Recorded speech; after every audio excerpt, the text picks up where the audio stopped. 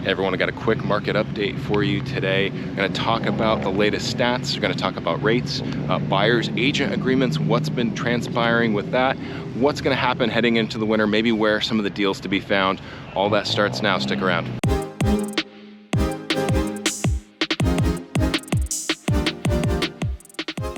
Hey everyone, welcome back to the channel. Living in Oregon, I'm your host, Seth Marchant, licensed real estate broker in the state of Oregon and Washington. Or if you're new to this channel, living in Oregon, we show you what it's like to live in Oregon. We've got over 100 videos on the channel. A lot of them are covering neighborhoods, drone footage, driving footage, really kind of introducing you to the area. We've got some pros and cons and cost of living and things like that. And like I mentioned in this video, we're going to talk about the current market conditions. We do these videos about every quarter or so. So we're going to kind of look back over the summer and project out into the winter time what the market's going to look like. So if you want to see more videos like that, make sure and subscribe to the channel. We've got over 100 videos on it. We release new videos every single week.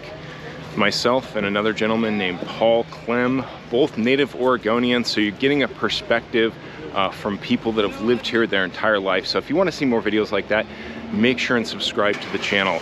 All right, so the market, what has the market looked like recently? The first thing we're going to start with is rates. The most common question that I get over the past month or so is, have rates impacted the market recently? Because if you haven't heard, the Federal Reserve, the Fed, reduced rates by 50 basis points, 50 bips, if you want to sound cool, or another way to think of it is a half a percentage point.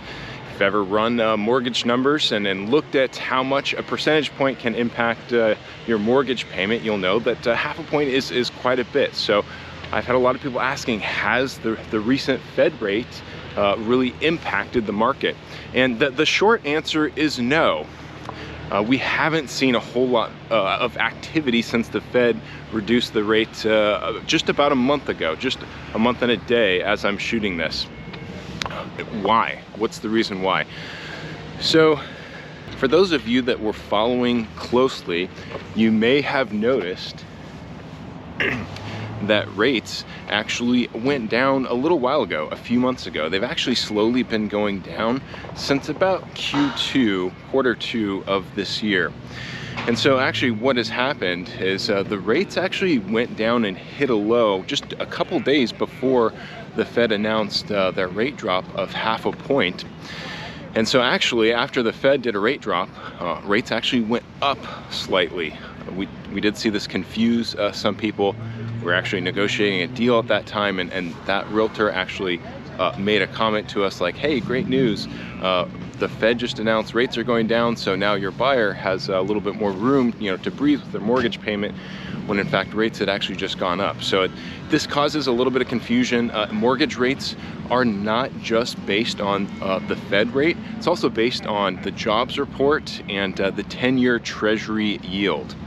We had a weaker than expected jobs report in Q2, and banks were already expecting that Fed rate to get reduced earlier this year. So effectively, rates went down before because it was sort of priced in, expecting that Fed rate to go down, and with the weak job reports and the 10-year yield. So rates actually had been going down, and to get back to the question that people had of did this rate drop actually impact the market? And the short answer was no, because it didn't recently, but we did probably see it impact the market a few months ago when rates actually got closer to the sixes. And that's probably going to show up in some of the data that I'm going to show you here in just a moment. Now, if you've watched these videos before, sometimes I'll sit down and I will cover the entire most recent market report, which gets released by our RMLS quarterly. I'm not going to do that in this video. Like I said, it's going to be a quick video, going to quickly cover some of the stats. If you want to see the full report, I've included a link in the description of this video below. And if you just want to see data at any time in general, if you're curious, you can always get in touch with me, call, text, email, however you want to get in touch. You can find all the contact information below in this video. But now quickly, let's jump into some of the data. So we got 3.5 months of inventory. That's the most that we've seen in the past 3 years, right? So now it's slowly working its way back towards a buyer's market. There's more inventory for buyers to choose from, although we're not seeing a whole lot of necessarily new listings come to the market. But if this continues, we are going to see it eventually become a buyer's market. I don't see any indicators that it's going to continue to build a whole lot more than where it's at right now. They say 6 months is more of a neutral market. Of course, it's really just going to vary from neighborhood to neighborhood. So new listings are actually down, and I'm looking at the year over year right now. Nothing jumps out to me with the month over month, so I'm just going to look at the year over year. New listings down 4.6%. So we haven't seen those golden handcuffs come off yet. We haven't seen buyers enticed enough with rates to want to move yet.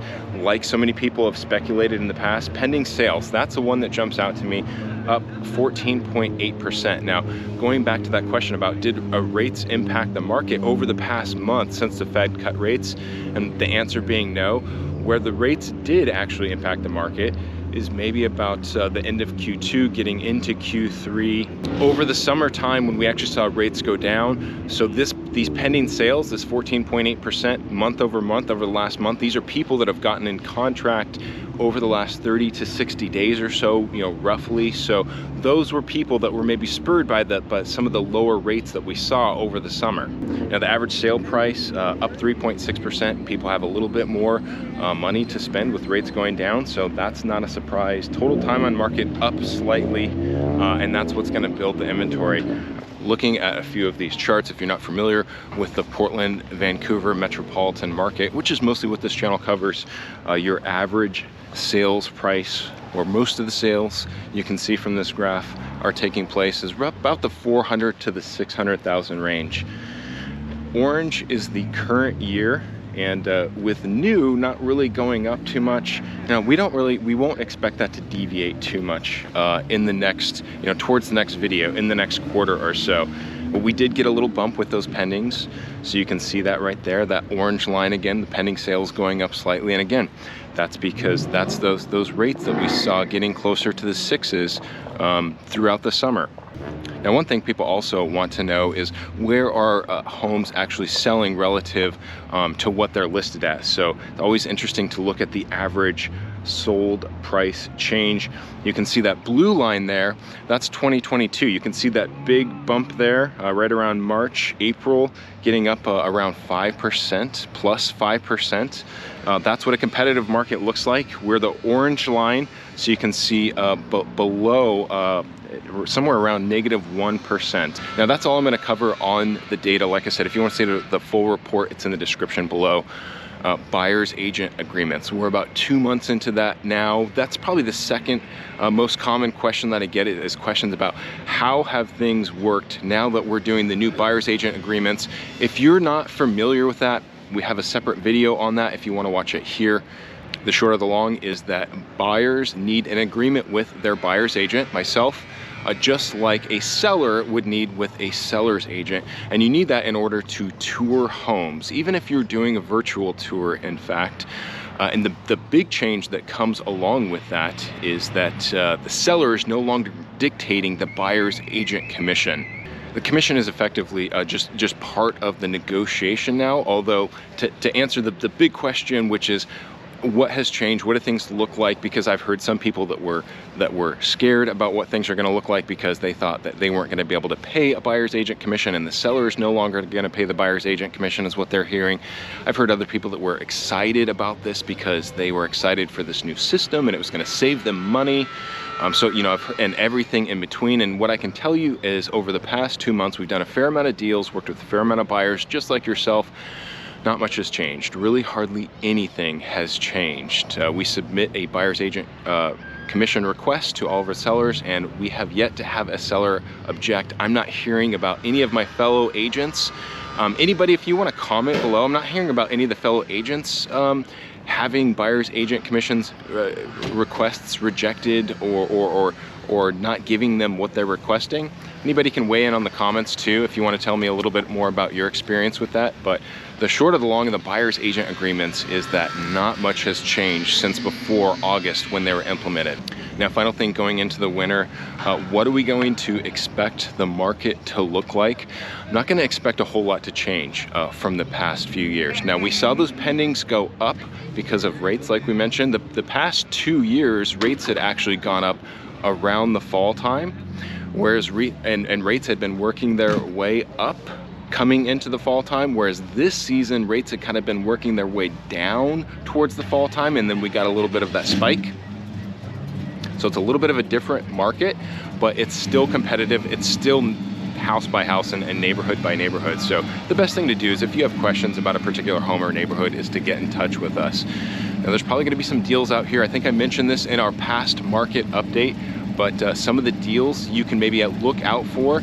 We're in October right now. So in October, all of those builders that have move-in ready homes want to get those homes off of the books and closed before December. So if you're thinking about new construction, we do represent buyers on new construction. There's a lot of reasons why you want a buyer's agent representing you on a new construction deal, even if you have a salesperson to work with on the construction, on the seller side, on the builder side. You can watch more videos here if you want to learn about new construction and why you might need a buyer's agent. But you're going to be able to find some deals right now with new construction if you can close before December, whether it's rates, closing costs. If you have any questions about that at all, don't hesitate to get in touch. Again, if you want to see more videos about what it's like to live in Oregon, subscribe to this channel. My name is Seth Marchant, licensed broker in the state of Oregon and Washington. Give me a thumbs up if this video helped you. Lets me know I'm doing a good job. Feel free to comment and let me know your thoughts on the market. What do you expect to come? What do you expect the next year as we're coming into 2025 to look like? And until next time, take care, everyone.